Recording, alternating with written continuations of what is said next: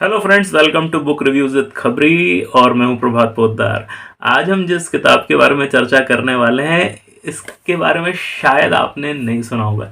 ये आपको शायद उल्टी दिख रही होगी। इसका नाम है द पॉलिएस्टर प्रिंस और ये हमीश मैकडोनल्ड ने लिखी है। ये किताब भारत में नहीं मिलती है।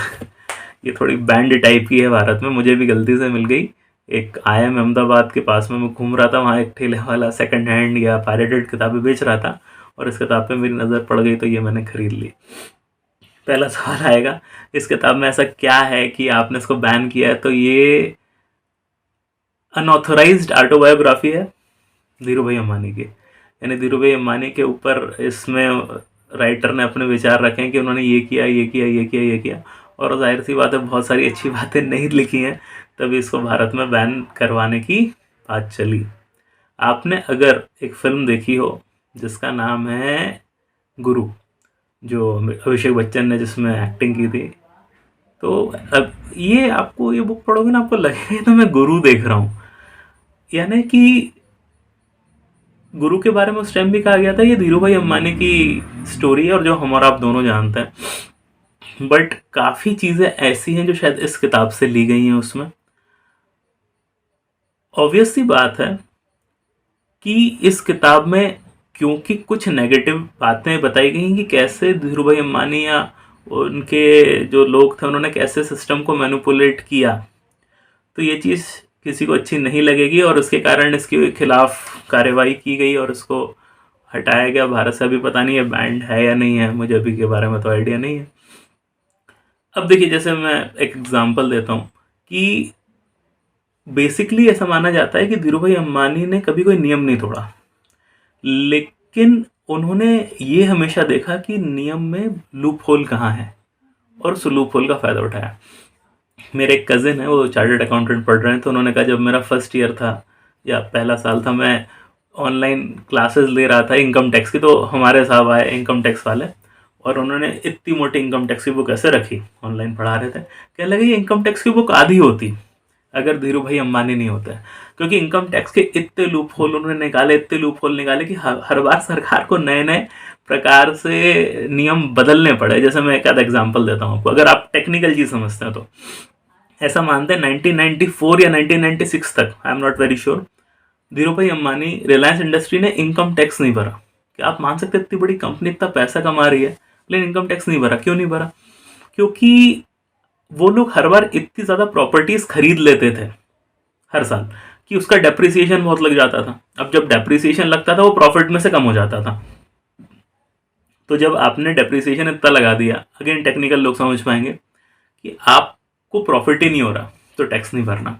तो इसको काउंटर करने के लिए ऐसा मानते हैं कि भारत सरकार ने मैट मिनिमम अल्टरनेट टैक्स चालू किया था, जिसमें ऐसा कहा गया था एक स्पेसिफिक एक कंपनी जिसका इतना टर्नओवर है उसको इतना टैक्स तो देना ही पड़ेगा, चाहे मुनाफा हो रहा हो या नहीं हो रहा हो। इसी प्रकार से मतलब ऐसे बहुत सारी चीज़ें मानी जाती हैं कि इन्होंने हर बार लूप होल निकाले सिस्टम्स के, कभी कोई नियम नहीं तोड़ा लेकिन हर बार वो लूप होल निकाले और उस लूप होल को भरने के चक्कर में सरकार ने नियम बनाती गई। एक बड़ा स्पेशल इंसिडेंस इसमें लिखा है, मेरे को बहुत इंटरेस्टिंग लगता है। शेल कंपनीज होती हैं, नकली नकली कंपनीज होती हैं, तो कई बार बनाई जाती हैं जो केवल दिखावे के लिए पेपर पे होती हैं, एक्चुअली कोई काम नहीं करती हैं। तो इसमें इनके मुनीम आके कहते हैं कि सर वो शेल कंपनीज बनानी है। बोला ठीक है, बोला नाम नहीं है बट मेरे पास, मैं नए नाम कहाँ से लाऊं?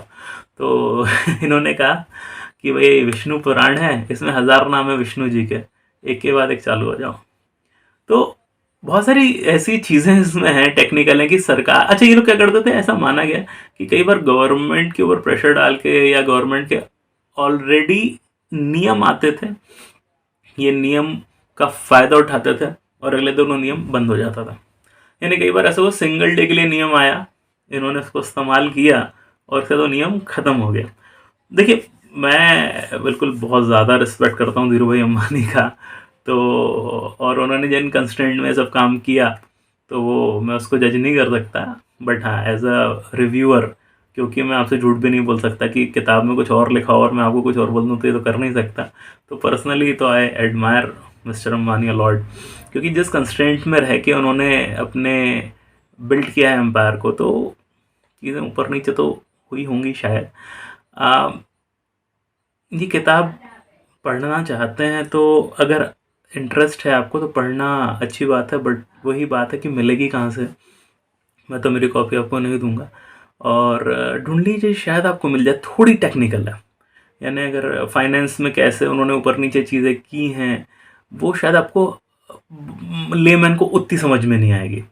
लेकिन अगर ज़रा सा भी इन्वेस्टिगेशन टाइप का मूड है कि हाँ भाई क्या हुआ था, कैसे हुआ था, तो ये किताब आप पढ़ सकते हैं। लेकिन अब मैं आपको दो बड़ी इंटरेस्टिंग चीज़ें बताता हूँ। हमीश मैकडोनल्ड जिन्होंने किताब लिखी थी, उन्होंने उसके बाद ऑथराइज्ड एक किताब भी अंबानियों के लिए लिखी है। उसका नाम मुझे याद नहीं आ रहा, मतलब वो पब्लिश्ड है, वो मिलती है बाजार में। क्योंकि लोगों ने कहा होगा ना, इन्होंने इतनी ज़्यादा रिसर्च करी ली हमारे ऊपर, एक काम करो प्रॉपर एक किताब भी उनसे लिखवा देते हैं, भले ही पुरानी हमने बैन करवा दिया। और गुरु फिल्म जो अगेन धीरू भाई अंबानी पे मानी जाती है, उसको रिलायंस ने प्रोड्यूस किया था।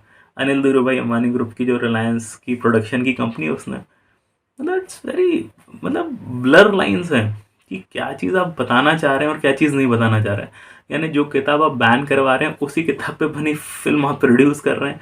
जिस आदमी की किताब आपने बैन करी है उसी की दूसरी किताब आप लिखवा रहे हैं। तो मतलब सही गलत की जो परिभाषाएं होती हैं वो कई बार ब्लर हो ही जाती हैं। खैर, दैट अपार्ट, किसी भी किताब के बारे में आप चाहते हैं हम रिव्यू करें तो प्लीज़ हमें कांटेक्ट करिए, हमें मैसेज करिए, हमें अच्छा लगेगा। और तब तक जुड़े रहिए खबरी के साथ, क्योंकि खबरी की हर खबर पर नज़र।